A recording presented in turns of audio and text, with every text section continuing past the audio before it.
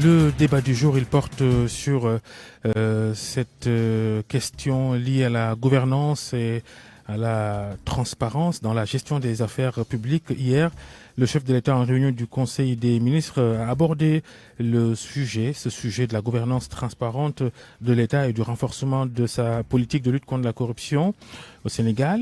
Le chef de l'État a informé le Conseil des ministres avoir approuvé la stratégie nationale de lutte contre la corruption au Sénégal sur la période 2020-2024. Il a, dans cet élan, selon les termes du communiqué du Conseil des ministres, il a, dans cet élan, demandé au gouvernement, au secteur privé et à la société civile d'apporter à l'OFNAC, l'Office anticorruption de l'État, tout le concours nécessaire à l'exécution optimale de son plan d'action quinquennal.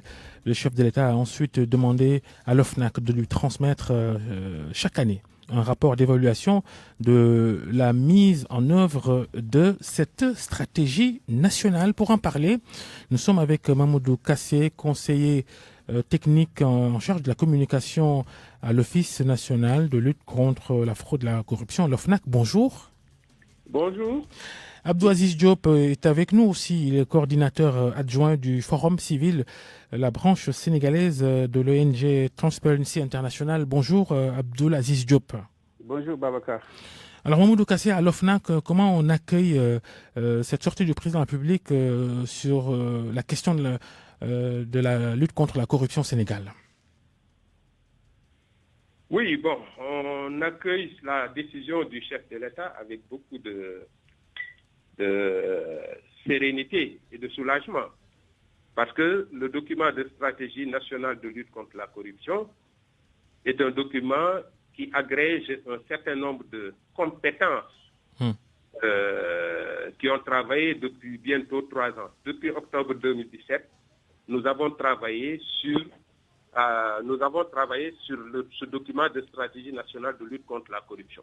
Et ce document a mis en convergence, dans une approche inclusive et participative, l'ensemble des acteurs publics, nationaux, acteurs publics, naturellement, acteurs privés, société civile, secteur privé, comme je l'ai dit, qui ont travaillé en synergie pour dégager des pistes de solutions par rapport à la lutte contre la corruption. Vous savez, la lutte contre la corruption est un secteur dévolu à l'OFNAC.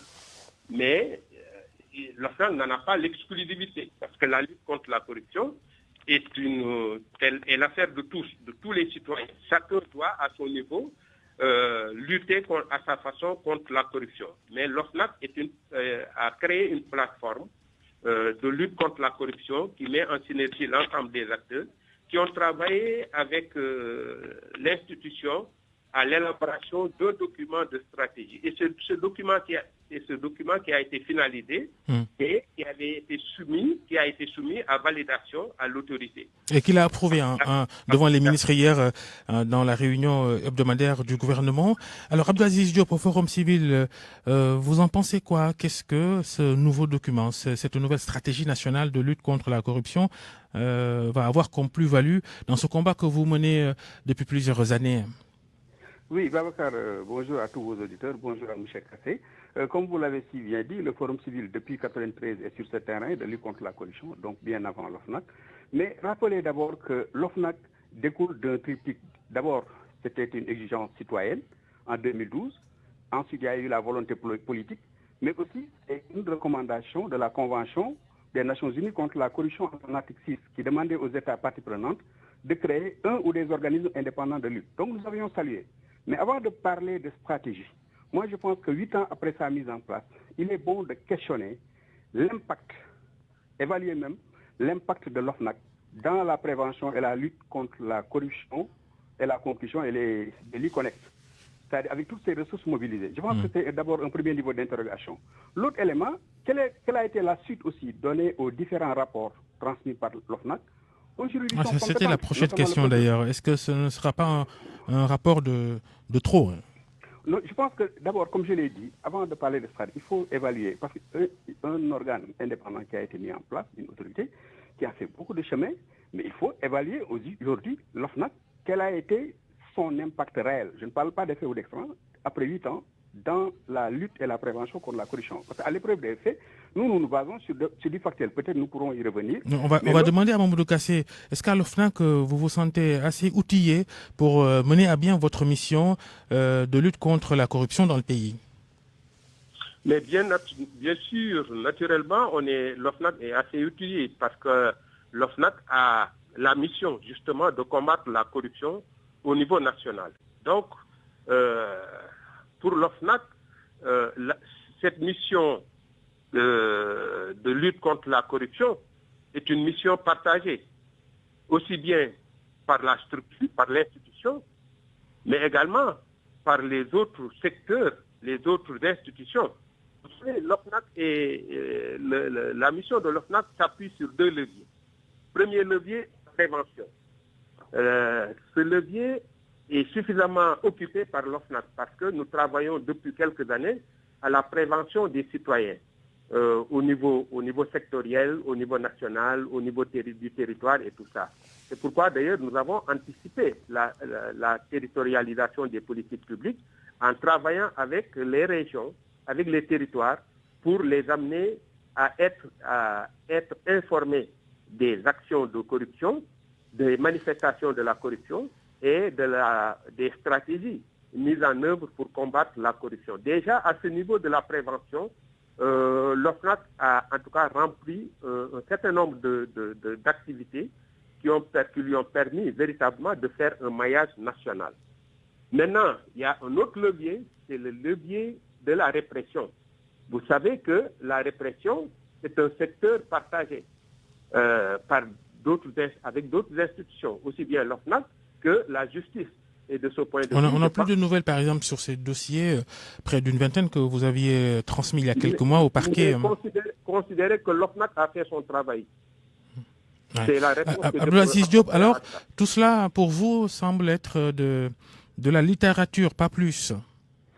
Oui, parce qu'au-delà, vous savez, nous avons beaucoup d'outils d'appréciation. Au-delà des textes, nous mettons à l'épreuve ces textes pour voir qu'est-ce que ça a donné. Parce que tant on peut avoir de bons textes, une bonne stratégie, mais si la mise en œuvre n'a pas d'impact ou les effets escomptés, je me suis dit que donc c'est presque toujours des déclarations d'intention. Et je vous donne quelques exemples. En 2016, ce plan dont parle le président de la République, en fait, qui veut ce plan opérationnel annuel dans la stratégie de l'OFNAC, et que le président demande un rapport annuel, nous, en 2016, nous avions tiré sur la sonnette d'alarme. Parce qu'en 2012, le Sénégal était à 36 points. Rappelez-vous que seul le Forum civil, aujourd'hui, branche de Transparence internationale, évalue, c'est l'indice de perception de la corruption au niveau mondial. Le Sénégal ne bouge plus depuis plusieurs années. Ne bouge plus. En 2012, nous étions à 36 points. Mais entre 2012 et 2013, nous avions fait un bond exceptionnel de 5 points, parce qu'il y avait l'OFNAC, la CREI. Après, bon, ça a avancé à part de caméléon, bien sûr, 2013, 44 points, 2014, 44 points, 2015, 45 points, 2012, 36 points, 2013, 44 points, 2014, 44 points, 2015, 2016, jusqu'à ce jour, nous sommes à 45 points. Cela veut dire qu'on stagne. Et nous avions proposé, parce que autant on fait... Oui, on termine. Voilà. 10 autant secondes. on fait des propositions. On avait dit un plan concerté de sortie de crise de 5 ans. L'autre élément, nous avions parlé de système national d'intégrité. Nous avions parlé aussi d'évaluation indépendante et objective de la gouvernance sobre et vertueuse. Mais aussi que l'OFNAC ne soit pas centralisé, qu'il y ait des antennes régionales. Il y avait les CRG, comme les cellules régionales de gouvernance, mises en place en 2012, mais mornées. Mais aussi qu'on puisse avoir des numéros verts pour la dénonciation, une loi sur la protection des lanceurs d'alerte. Très bien. Le système national d'intégrité aussi, c'est là où je veux terminer. Encore du travail à faire. Vous avez du boulot. On puisse avoir un système national d'intégrité, promotion des bons modèles, sanction des mauvais modèles, mais aussi exemplarité de nos dirigeants et lutte contre l'impunité. Merci. Traduire les actes, les intentions en actes concrets. Abdoulaziz Diop, coordinateur adjoint du Forum civil. Mamoudou Kassé, merci. On termine avec vous, mais vraiment pour une seconde. Pour une seconde, on termine cette question. Le dernier communiqué de l'OFNAC, c'était pour informer de l'obligation faite aux ministres de déclarer leur patrimoine. Il manquait un membre du gouvernement à l'appel. Est-ce qu'il est à jour maintenant? Bon, vous savez, nous avions envoyé un communiqué pour vous dire l'état actuel en tout cas des informations que nous avions. Et effectivement, bon, nous considérons qu'entre-temps, il y a de l'évolution. Bon, maintenant, il appartient à... Ce ministre-là, il a fait sa déclaration de patrimoine finalement ou pas? Je ne saurais vous dire, Bien, très bien. En tout cas, ce débat, nous allons le continuer dans le grand journal en Wolof tout à l'heure, oui. Babacar, si vous permettez, je dois dire que ce que Abdou Aziz vient de dire, effectivement, nous conforte et nous réconforte dans notre démarche, parce que nous sommes dans cette dynamique. Tout ce qu'il vient d'évoquer est pris en compte par l'OFNAC, qui a travaillé dans la stratégie à mettre en synergie tout cela, y compris les observations, les suggestions de la société civile. Donc, nous travaillons en synergie et en parfaite intelligence avec la société civile. Bien. Donc, vraiment, ce qu'il vient de dire ne fait que nous conforter dans notre volonté. Le président de la République le dit dans le communiqué du Conseil des ministres d'hier. Il appelle la société civile à apporter à l'OFNAC tout le concours nécessaire à l'exécution optimale de ce plan d'action quinquennal. Merci à tous les deux d'avoir participé à ce débat. Abdoulaziz Diop du Forum civil et Mamadou Kassé, chargé de la communication à l'OFNAC. Il est midi et bientôt 47 minutes. Merci à Aliou et Yacine qui étaient à la régie. Grand journal réalisé par Elage Ndiogou.